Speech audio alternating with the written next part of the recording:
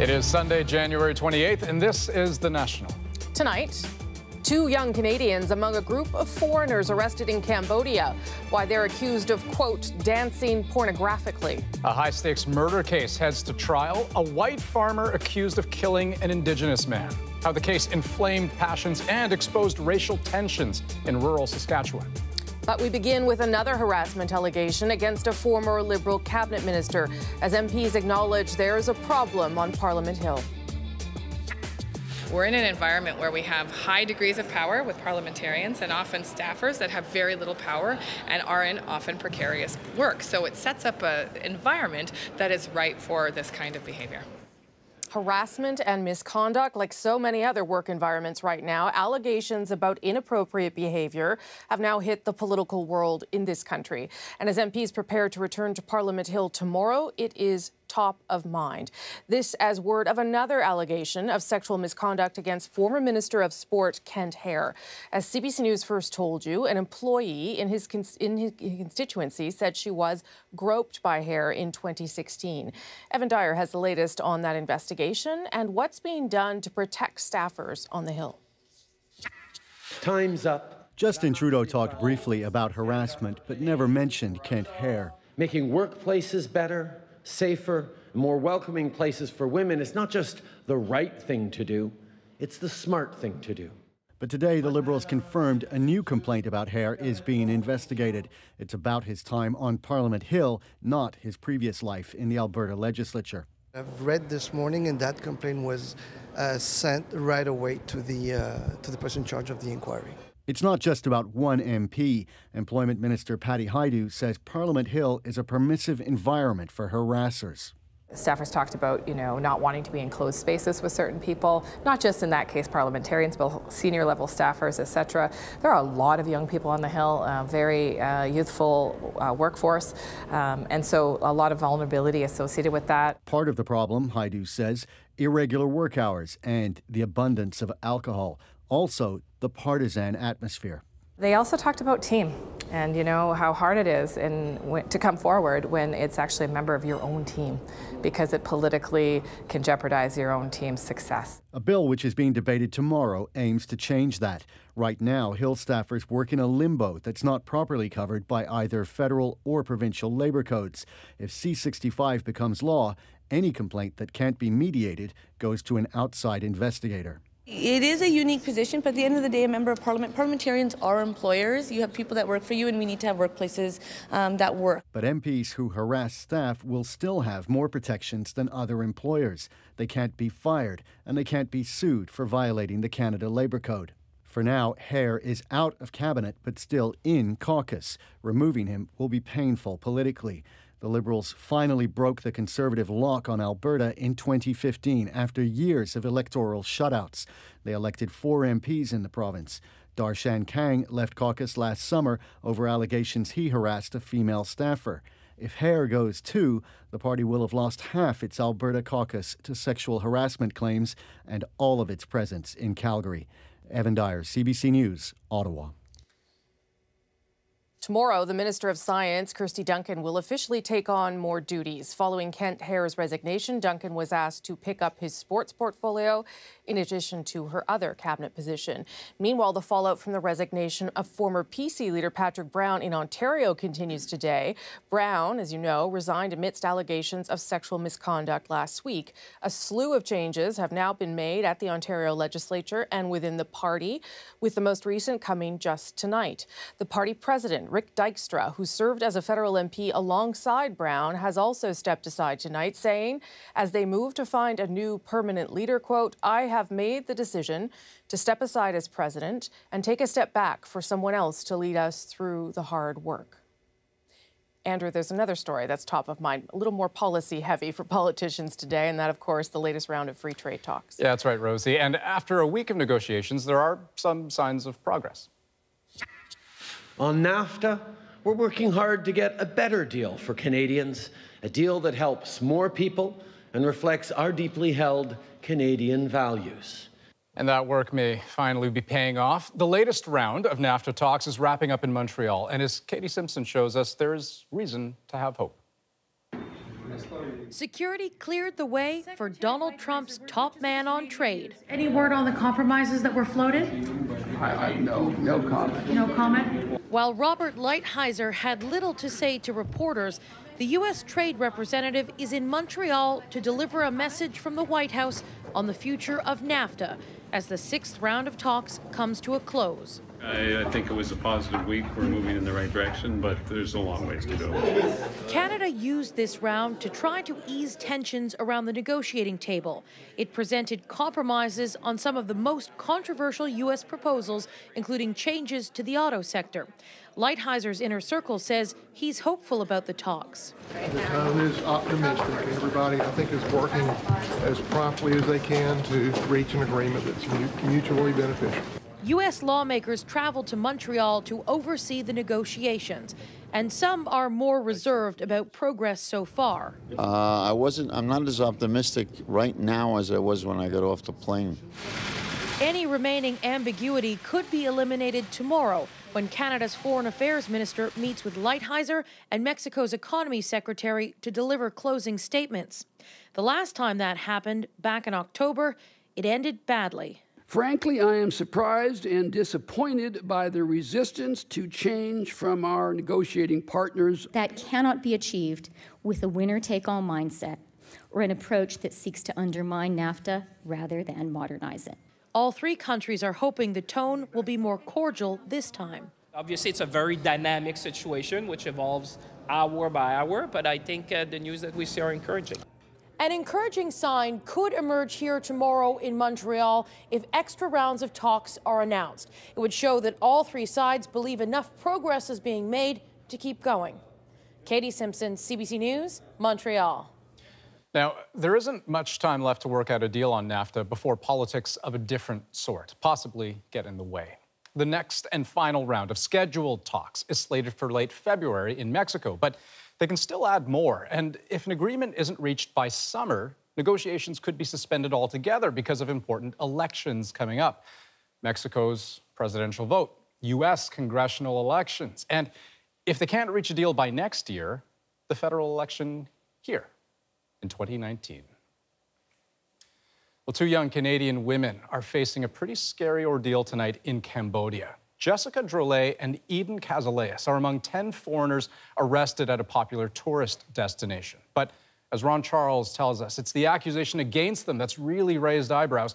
Police accuse them of, quote, pornographic dancing. This is where the young foreigners started the event that ended in arrest.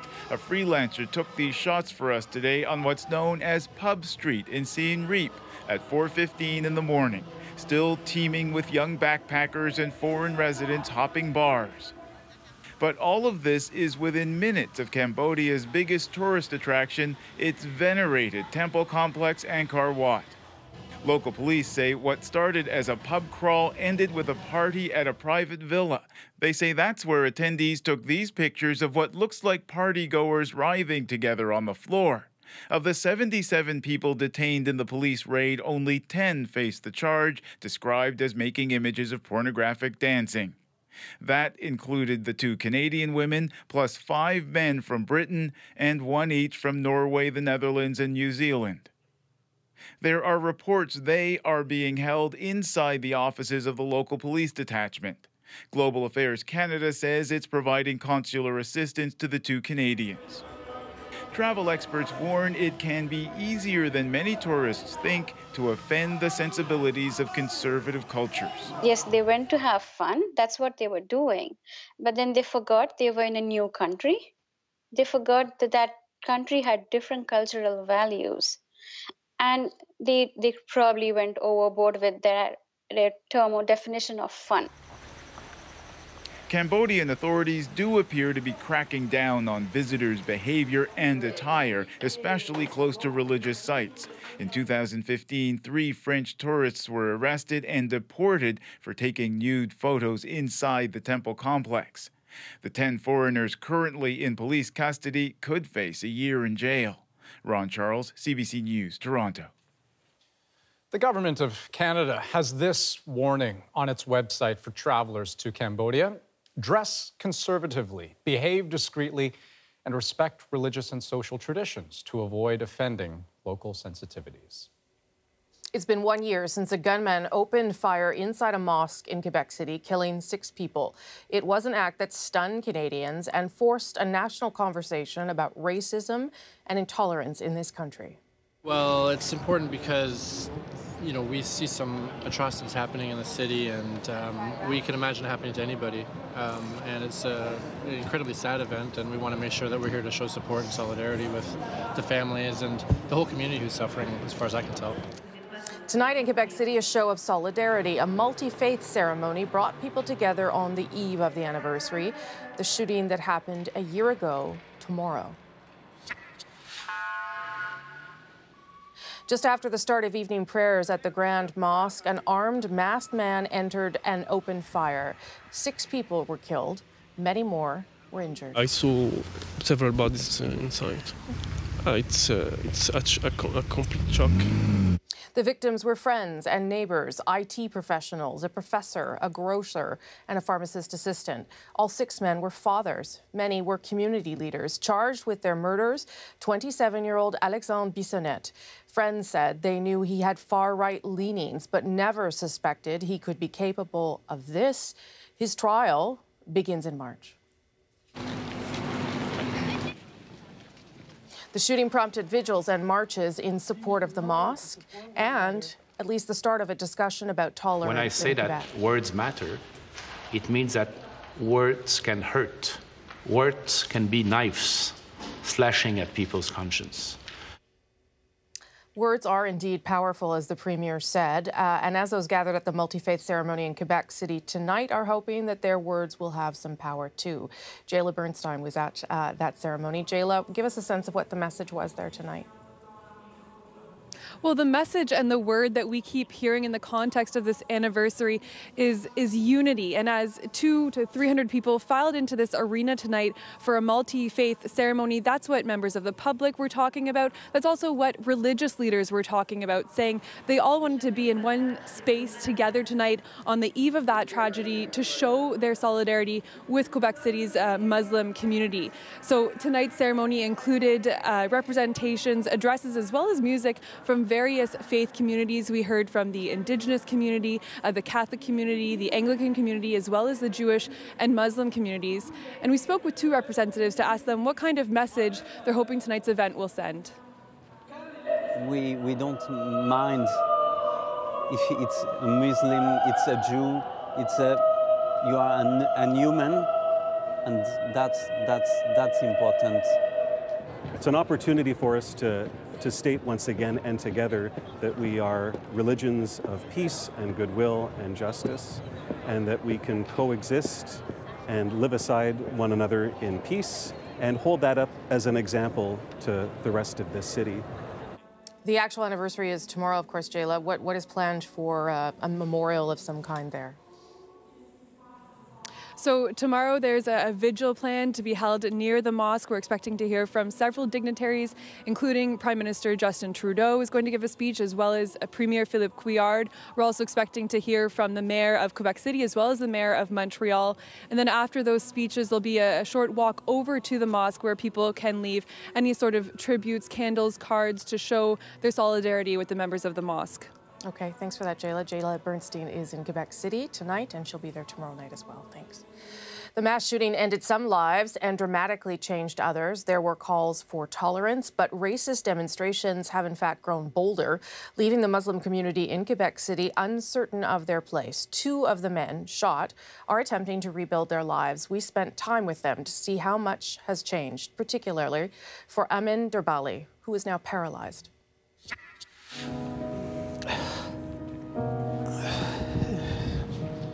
Derbali was shot 7 times, part of the bullets still lodged near his spine.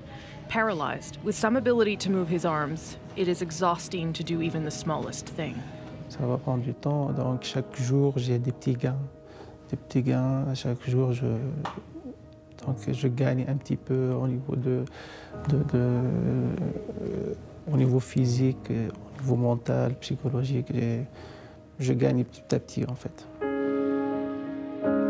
He was close to death in the days after. For 2 months, he lay in a coma, and despite his weakened state, he survived and likely saved many others from dying too. And the reason I say that, Andrew, is because Derbali arrived late that night and sort of decided to make himself a target to try and pull the attention from the shooter towards himself, and that ended up saving many people. We talk about that moment as well as you see his struggle there to reclaim his life. Right. And Rosie, the mosque itself is also determined to push forward. Obviously, you know, when a gunman storms a mosque, there is damage done. They did some things to repair that. We'll look inside the mosque to see what's changed. And the one reminder that they have kept. We'll have that full story for you tomorrow night on The National, Andrew. Okay, in the meantime, lots more to come on tonight's program. You'll meet a young boy who came to Canada as a refugee, barely able to speak English. But now, 2 years later, he's beating the competition in his class spelling bee. But first, we'll take you to Moscow, where a protest against President Vladimir Putin ended with the arrest of an outspoken opposition leader. And it's a case that's highlighted racial tensions in Saskatchewan. Colton Boushie, a young Cree man, shot dead, and a white farmer charged with second-degree murder. David Comment takes us back to a community still trying to heal. Things like this should never happen. Should never happen to anybody. Musta, gitam.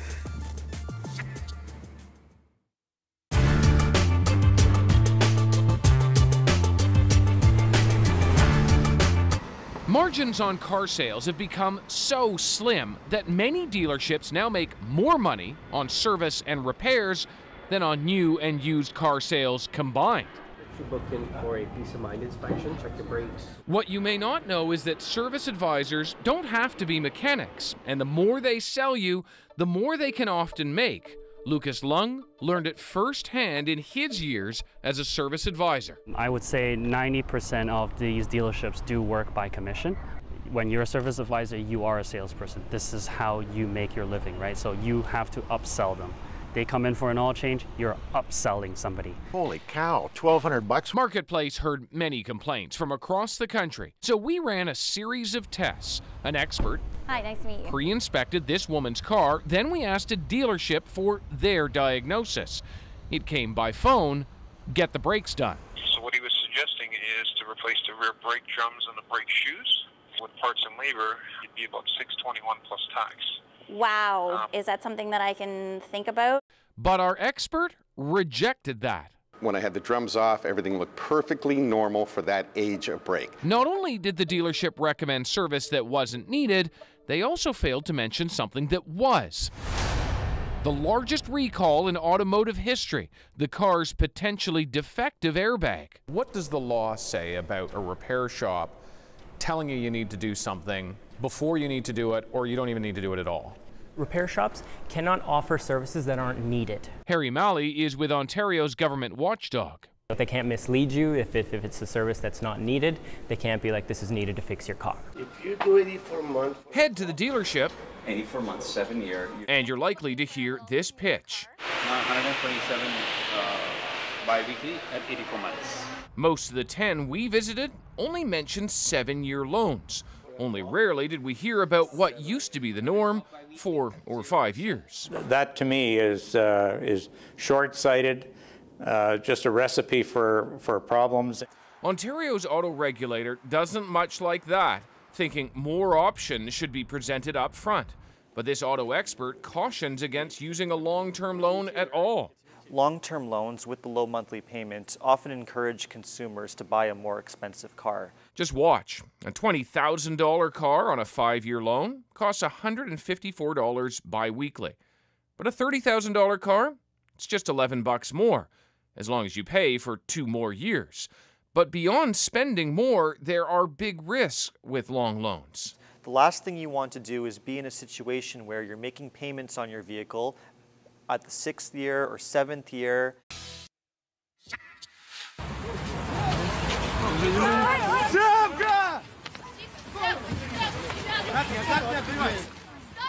That's Russian opposition leader Alexei Navalny being grabbed by police in Moscow today. He was hauled away for organizing his latest protest against the country's president.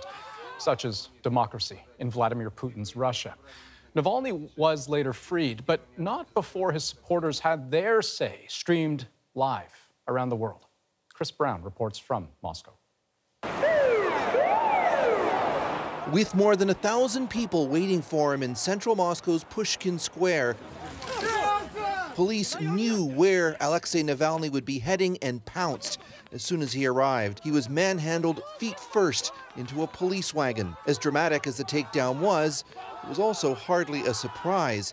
He's been arrested more than half a dozen times before. The best thing we may achieve today is to inspire other people who did not come here, to show them that not everyone supports Vladimir Putin. Even after Navalny's arrest, the crowd here at Pushkinskaya has continued to grow, with several thousand people in the square now, many of them shouting slogans such as "Putin is a thief," "Boycott the elections," and "Russia without Putin." Navalny, who built his reputation alleging massive corruption in Putin's regime, has been banned from the upcoming March presidential election. So he's now urging Russians to boycott the vote entirely. I want to belong to my country, not to be alienated from it. I want to have a viable political system, and that's why I'm here. There were protests in scores of other Russian cities today as well, from Vladivostok in the Far East to St. Petersburg. But Moscow was where most of the action was, and no surprise, Navalny's social media savvy team got most of it on video. As volunteers were broadcasting on YouTube, police broke into their offices, searching and detaining workers. I guess they don't want people to know the truth about the situation in Russia, and the Russian television shows propaganda as usual. Indeed, Russia's extremely influential state TV channels barely mentioned anything that happened. One online story merely noted that there was an illegal protest that had tied up traffic. Chris Brown, CBC News, Moscow. Now, Navalny is Russia's most prominent critic of Vladimir Putin right now. But of course, there have been others. Among them, Boris Nemtsov, a Russian politician who tried to unite opposition forces against Putin. He was killed just steps from the Kremlin in 2015. Sergei Udaltsov led a series of protests against Putin until he was jailed in 2014. And Alexander Litvinenko was a former Russian spy who became a fierce critic of the Kremlin and Putin. He was fatally poisoned by radioactive polonium-210 just over a decade ago. Here's what else we're watching tonight.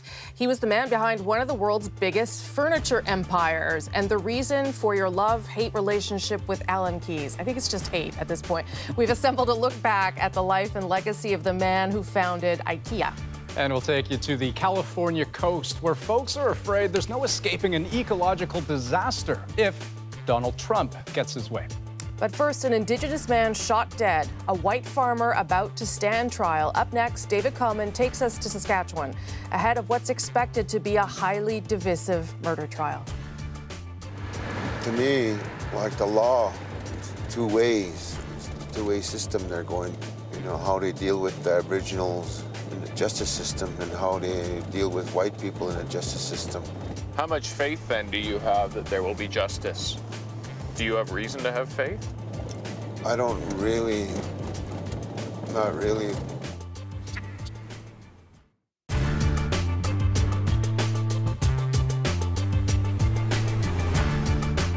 In 2017, Canada aimed to accept 300,000 new permanent residents to the country.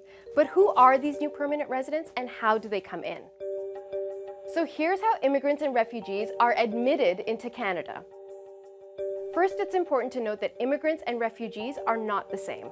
An immigrant is someone who chooses to settle permanently in another country. For Canada, it's mostly economic immigrants, like skilled foreign workers. Then it's family class applicants who are sponsored by spouses or relatives who are already here. Now, a refugee, on the other hand, is someone seeking protection outside their home country. Some may be escaping war zones. Others might be in danger because of their religious or political beliefs or because of their sexual orientation. So, How does Canada screen all these new permanent residents? Well, Canada's Immigration and Refugee Protection Act says all foreign nationals must be screened to protect the health, safety, and security of Canadian society. For immigrants, that starts with a visa application to Canadian consular officials abroad.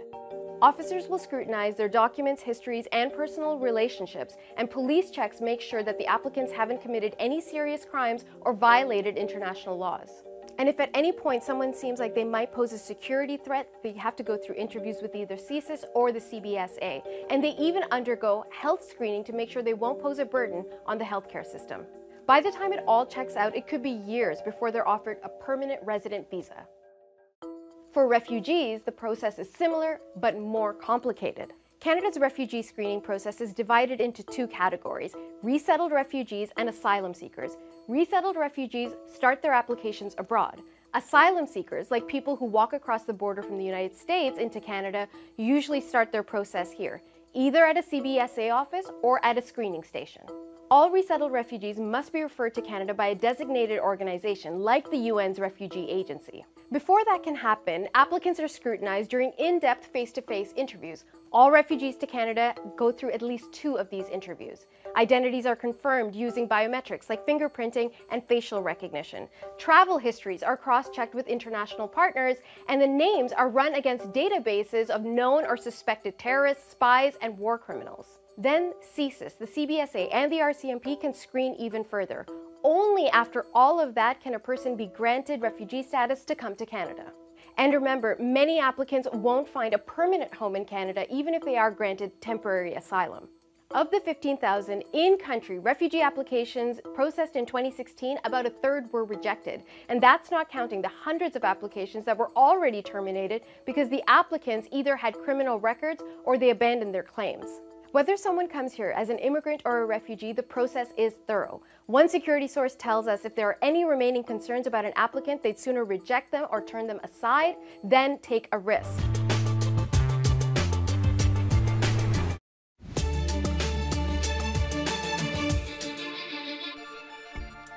It is Grammy night in the recording industry, and some of the music's biggest names walked the red carpet sporting white roses. It was a show of solidarity for Time's Up. That's the movement against sexual misconduct.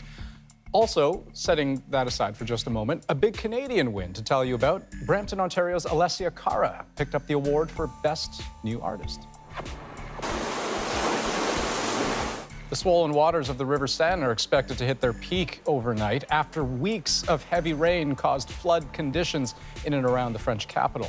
It forced some 1,500 people out of their homes, and the worry now is for the suburbs, where a lot of that water is headed. A high-profile murder trial begins tomorrow in the small town of Battleford, Saskatchewan, and it's a case that has polarized opinion right across the province. Gerald Stanley is charged with second-degree murder in the death of 22-year-old Colton Boushie. The Indigenous man was shot on Stanley's farm a year and a half ago. Boushie's family and others in his community have raised the issue of racism, and a heavy police presence is expected at the courthouse when jury selection begins. But Stanley's lawyer says the case must be judged on the facts. He insists this is not a referendum on race relations, though even still, there's a racial divide that cannot be denied. David Common went to Battleford to hear from both sides.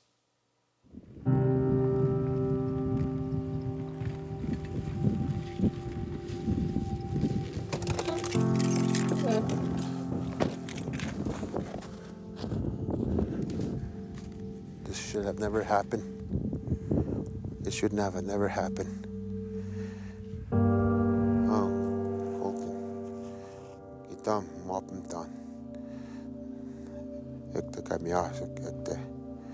Deep in Saskatchewan's hinterland, tranquility surrounds the grave of Colton Boushie. I love you. A serenity that escaped the 22-year-old in life. And Colton's uncle, Alvin Baptiste, is struggling. My nephew has always been a good young fella, but things like this should never happen. Should never happen to anybody that's out there. Musta, kitam.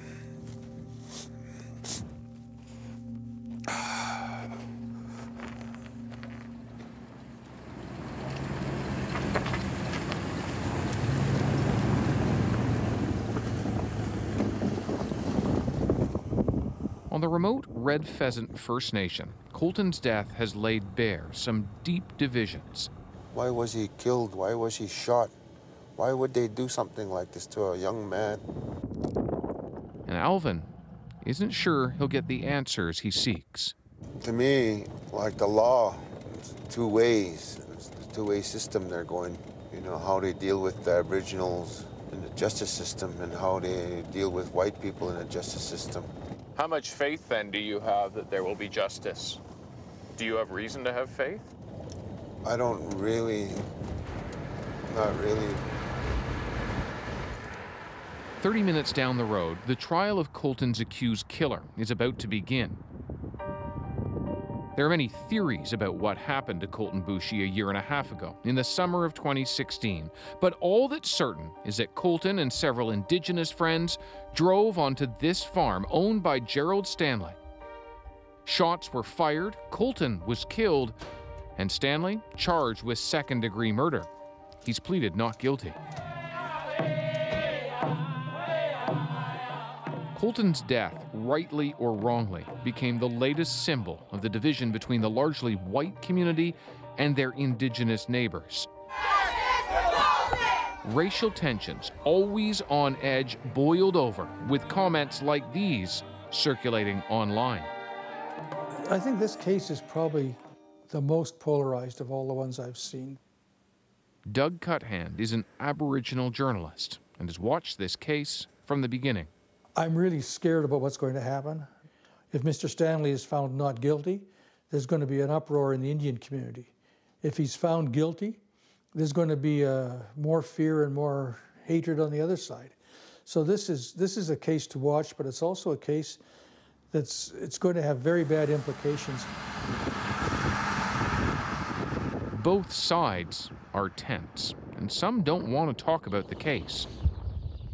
But on the farm, separated by distance, relationships can be hard to build, especially when there are real concerns over safety. Well, the fear is who helps you?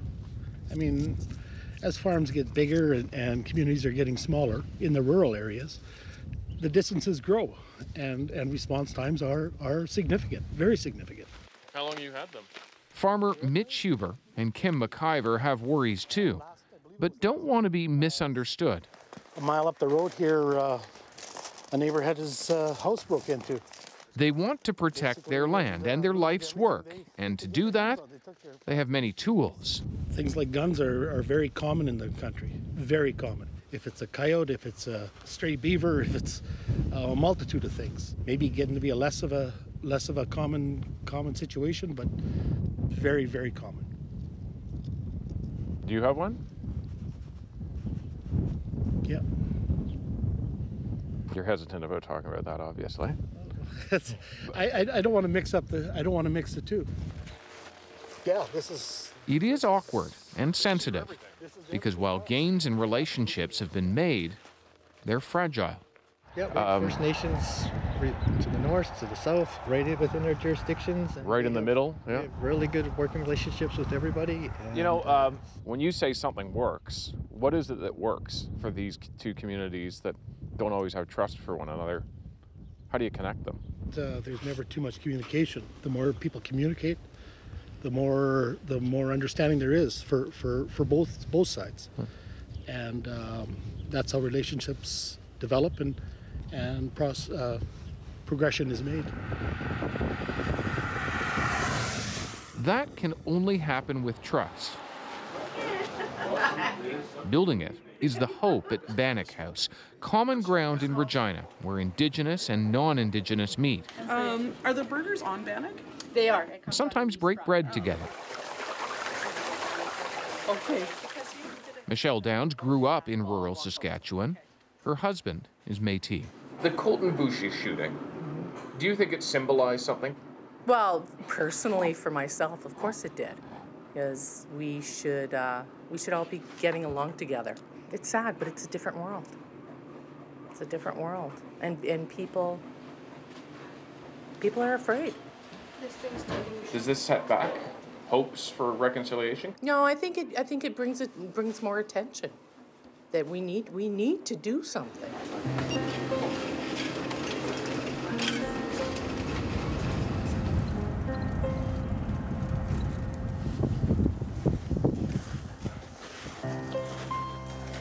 When you come here, what do you think about? Oh, I come talk to him.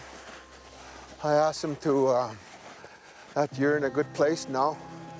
Back on Red Pheasant, Alvin has those hopes too. For our people like today, they also too have to come and meet halfways too. You know, we blame everything on the white man, but we gotta stop blaming things that are happening on the white man. We have to try and work together ourselves and healing ourselves and making a better life for our children. Before that comes a search for justice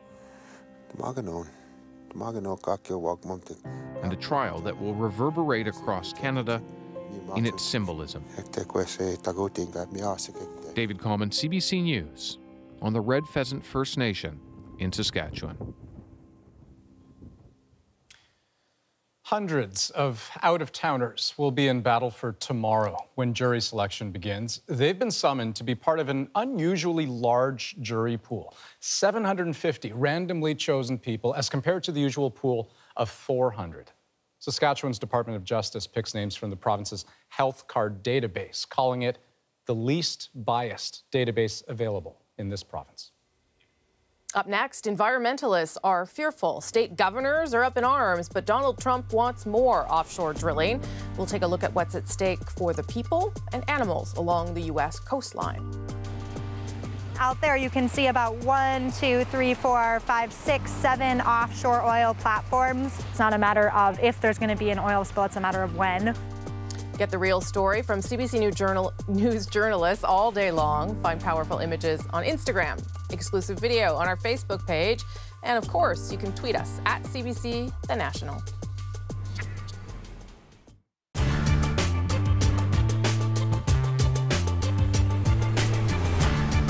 And the Juno goes to Jan Arden.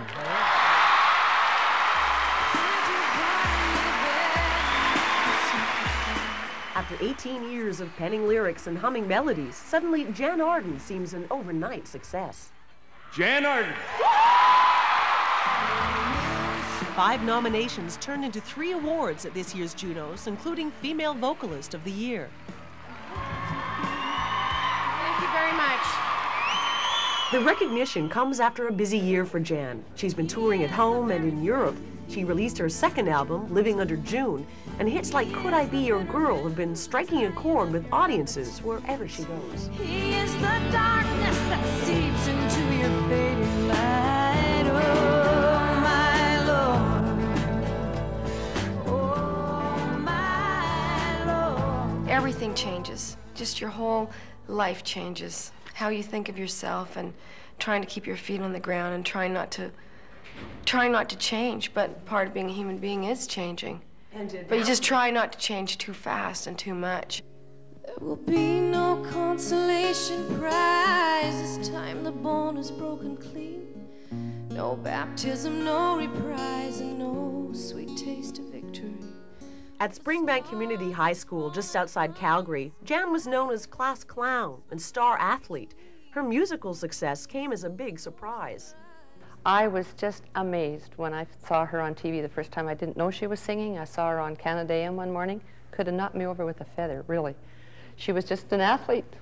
She was never in our drama productions that I can remember. Mind you, this is a long time ago. But I'm sure she didn't have anything like that on her mind when she was at school. But what most at the school didn't know was that Jan had been writing songs since she was 14 years old. I just did it secretly because I'd found a serious outlet. And a lot of people have asked me why humor doesn't, go into my songs. You seem like a really easygoing person and da-da-da-da-da. And I just decided that my music was off limits to that. That I finally had a way to express myself seriously and to be taken seriously. Not to have anyone else take me seriously, but to have myself take myself seriously. It might be hard to believe Jan ever lacked self-confidence, but the fact is her transformation from lounge singer to Juno Award winner had its rough spots. I didn't really know what I wanted to do and or what I was doing with my life. And, when you're working in bars all the time, You know, I was not a very good drinker. I just wasn't good at drinking. Now, whether or not I had to me it was a problem because it affected the quality of my life. You know, I was doing stupid things and cracking up cars, but just being young, being in my 20s and truly thinking that I was immortal. Maybe you might have some advice to give on how to be insensitive.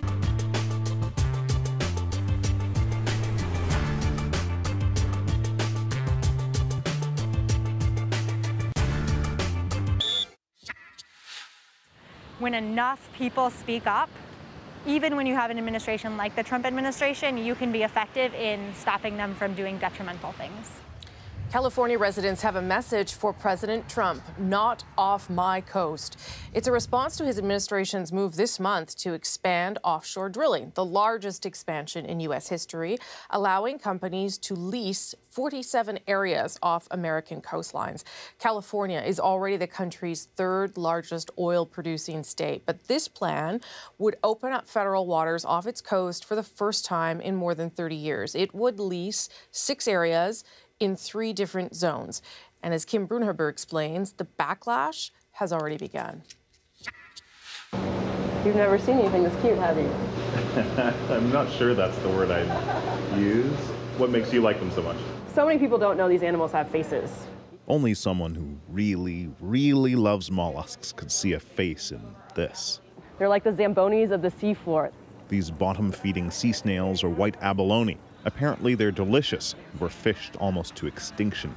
Now, in a cramped lab at the back of a Long Beach aquarium, we're watching something special. This is how much I care about this species. Something that only happens once a year. Well, occasionally we turn on some Barry White. It's breeding day.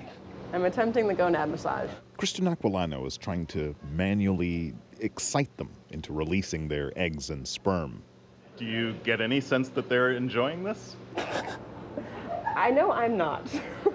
This is not what she had in mind when she got her PhD, but according to her colleague Sandy Troutwine, this may be the only way to save the species. There are so few white abalone left in the wild that the chances of their eggs or sperm meeting in the ocean are very, very low. And could get even lower.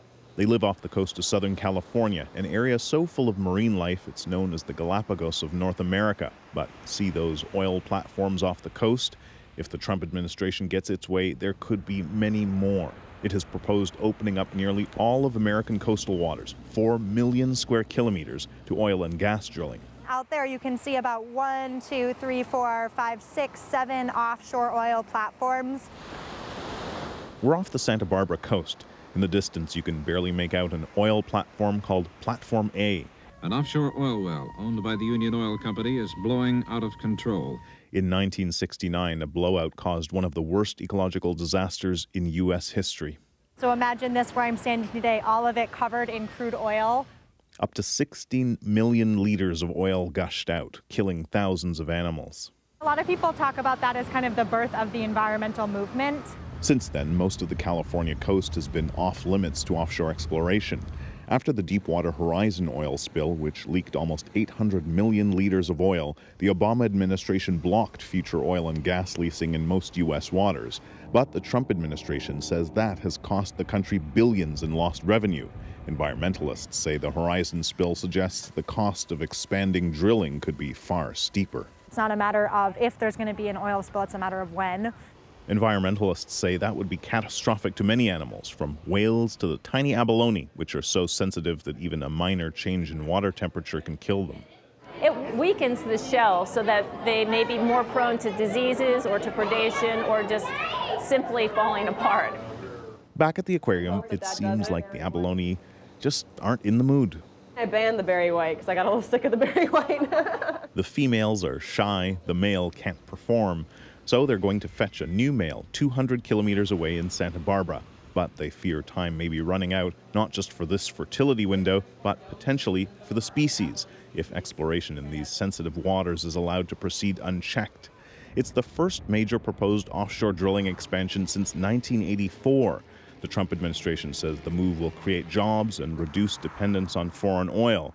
And the association that represents the area's oil producers applauded the plan, saying this announcement could help California increase our domestic energy production. But 15 governors of coastal states, 1/3 of them Republican, opposed the expansion because they fear it could threaten fisheries and tourism. More than 150 members of Congress sent Interior Secretary Ryan Zinke a letter calling the move ill-conceived and short-sighted, warning, where we drill, we eventually spill. Has the administration shown any sign that they'd actually listen? Yeah, I think that's a good question. You know, in a lot of cases they haven't. This is a big day for our state. To get the Secretary of Interior to say that they're not going to do offshore drilling, he should be It seems Zinke did listen to the governor of Florida, who asked that his state be exempt from the expansion. Zinke announced Florida was off the table, which was later refuted by senior officials. With so much confusion, environmentalists say the solution may not be political, but legal. Several Californian cities have already launched lawsuits against big oil companies for contributing to increased risk of climate change. California's governor has indicated he'll do everything in his power to block Trump's new drilling plan. The state of California can say, well, you can't bring that oil onto the state of California's land. You can't bring that into our waters. And then that makes it very difficult for the federal government to actually pursue any new leases. Difficult, but not impossible. Well, that's perfect, Melissa. Thank you. Back at the aquarium, finally, the abalone are getting as frisky as mollusks can get. We have eggs! The new male has arrived from Santa Barbara, and he's a stud. These new animals represent the future. But that future is uncertain. Sperm was flying. Even if they do successfully breed, their fate, like that of countless other marine species, may ultimately be decided not in the water, but in Washington. Kim Brunhuber, CBC News, Long Beach, California. Well, today marks the 100th anniversary of the death of Canada's John McCrae, a soldier, a physician, and a poet.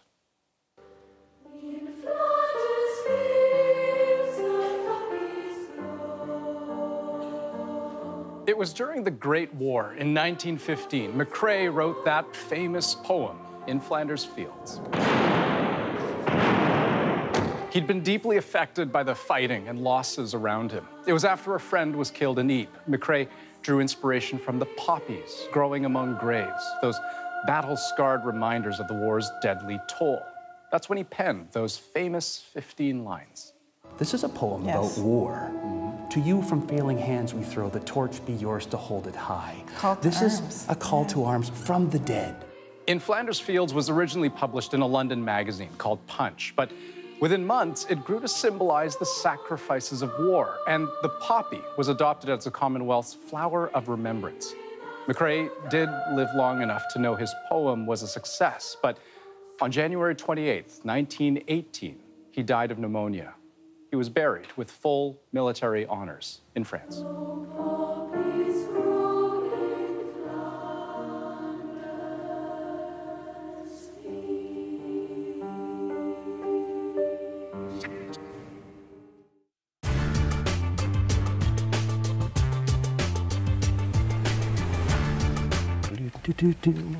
But cogitating on the foibles and vagaries of the human species does not come easily. Like all truly creative minds, Arthur Black needs his space. And it is here, in his spacious CBC office, that he comes up with his most brilliant ideas. So, what is this swap meet thing all about? The swap meet, the second annual swap meet. Come on out in the hall, I'll show you some of the goods we got. Right. A plethora of truly unique items, carefully chosen for swapping tomorrow on the CBC Plaza. It's amazing what you can do with dried apples. Maybe you get one extra one just to fill it out. I think I ate that. And then there's the other end of the spectrum, classic ceramic poodle in blue. Let's see this. Oh, this is my talking back scratcher. Doesn't talk. There it goes. That's a good one. And this is going to be a real hot taker, I think. The Trip Lewinsky tapes. I don't know why they sent them to us, but they sent them to us, and the plastic is still on them, I'd like to point out. And well, hey, you know what they say about beauty and the beholder and all. Not in my bathroom. This is not for sale at any price. So this is my pride and joy. The king at his bloated best. The final promo. Arthur Black here for the very last time to tell you what's coming up on Basic Black this Saturday morning. Yes, Basic Black is about to disappear, but not before you hear our final show recorded live in Thunder Bay last week, and what a blast. You kidding me? Thunder Bay, Las Vegas North? Sin City, I kid you not. The final show. After 19 years as the host of CBC Radio's Basic Black, Arthur Black is retiring. It just felt like the right time to stop. But there comes a point, I think, where you stay on too long, you know, and I didn't want that to happen. A tour of his office gives you a sense of what Black and his show is all about. The king at his bloated best. The wacky. Classic ceramic poodle in blue. The wild. This is my talking back scratcher. And the whimsical. Wow! So we had a contest on Basic Black where we got people to send in the socks that they couldn't find the mate for, and they sent them in by the thousands. So we then had a subsequent contest saying, what are we going to do with all these socks? And a fellow by the name of Ches Snow in St. John's, Newfoundland said, send them to me, and I'll give you a love seat. The country's full of very strange people, and I love them all. They all seem to find this show, you know. Arthur Black got his start with the CBC 30 years ago in Thunder Bay. That's why he returned to that city to do his final show. It's where Basic Black was born. The show moved to Vancouver, becoming the most popular variety show on CBC Radio, attracting 600,000 listeners every Saturday morning. You know what the big secret of our success? We were ignored by the CBC. Nobody tried to improve us. Nobody tried to bring in focus groups, you know, and say how we could improve in the yield and the reach of the show. They just left us alone, and it kind of grew like a mushroom in the dark. What's in there? This is for Anna. Apart from the obvious, missing his colleagues, Arthur Black says he'll miss being behind the microphone. I made her cry. It's been part of my life for 30 years now, and it's going to feel very weird not to have. I'm going to feel like one of those old guys with the paper hats with their trousers rolled up, you know, for a while. Thank you, Arthur. My dear. Sudha Krishna, CBC News, Vancouver.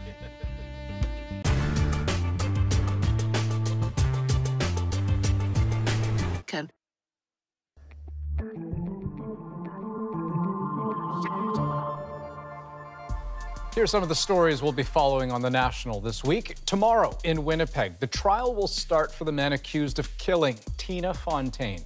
She was 15 years old when her body was pulled from the Red River 3.5 years ago. Raymond Cormier was charged with second-degree murder in what has become one of the most well-known cases of murdered Indigenous women in this country. The trial is expected to last 5 weeks.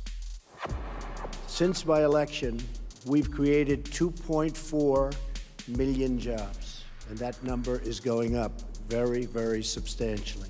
The next day, on Tuesday, U.S. President Donald Trump will address the nation at his first State of the Union speech. Word is it'll be optimistic, showcasing the accomplishments of his first year while setting the tone for the second. It'll be an hour long under the theme, Building a Safe, Strong, and Proud America.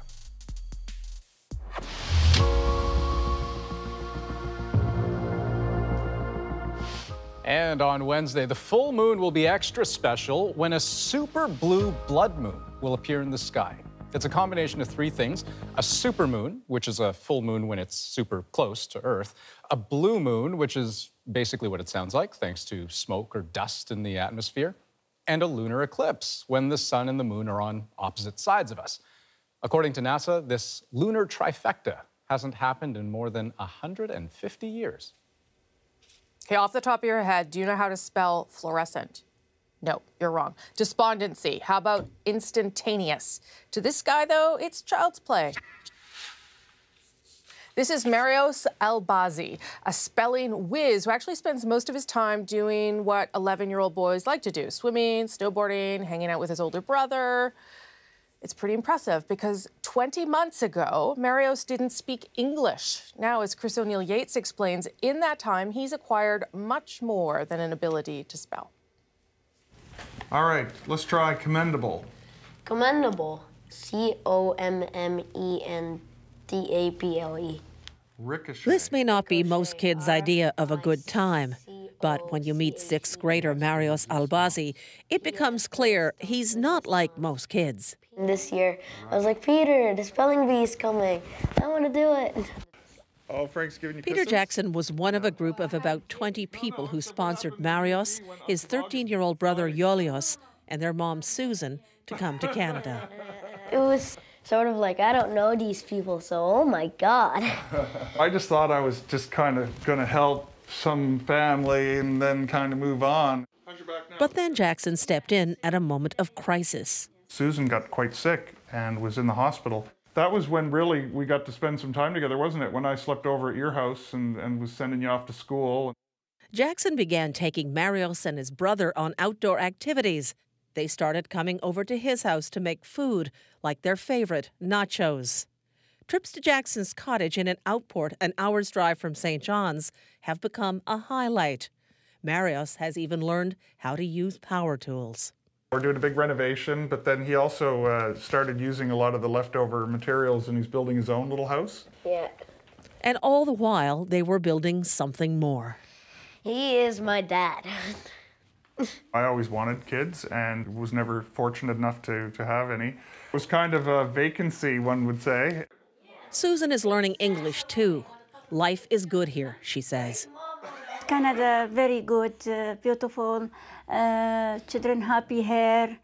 I don't think I would have been a very good speller. Like, nobody would really want to be spending their time just teaching a kid how to spell, but he really wanted to. What are your dreams for him, Peter? Oh my God, well, he seems to be one of those kids that can just do whatever he wants. I have no idea what he's going to do for his living when he's older. I want to be a movie star. And why not? When you consider how these boys escaped conflict and came to Newfoundland to meet their new dad, Marios has every reason to believe that anything is possible. Chris O'Neill-Yates, CBC News, St. John's. Ikea is one of the world's best-known brands, a retail empire built on good prices, populist design, and flat-packed furniture you put together yourself. Last year, 1 billion customers walked through their doors, and the man who started it all died yesterday at age 91. Vi har lärt att jobba tillsammans. Ingvar Kamprad was proud to drive an old car and bragged about shopping at flea markets. That frugality drove the mail-order business he launched at just 17, selling small household items from the family farm. Things took off in 1950 when he started selling furniture made locally. The company saved on warehousing and labor by getting customers to assemble their own furniture using these now iconic picture-based instructions. Over the decades, Ikea grew to about 400 stores worldwide, including 13 in Canada. Another key to Ikea's success, clever marketing.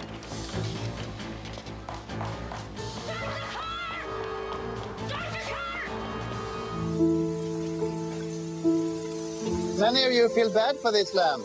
That is because you're crazy. It has no feelings, and the new one is much better. When this Calgary store opened, a woman camped out for days to win a shopping spree. I like to have one of these. Kamprad was notoriously frugal, but not cheap. In 2012 alone, he donated more than $20 million to charity.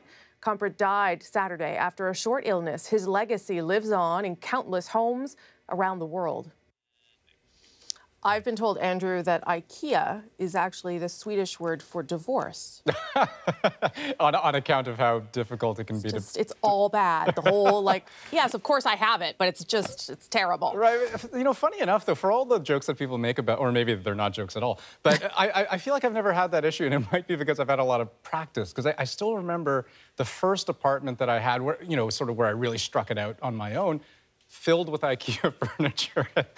It took a while to assemble, but there it was. Well, I'm going to hire you next time I have a piece. Yeah, that's my lesson here tonight. Yeah. That is the National for this January 28th. Thanks for joining us. Good night. Good night.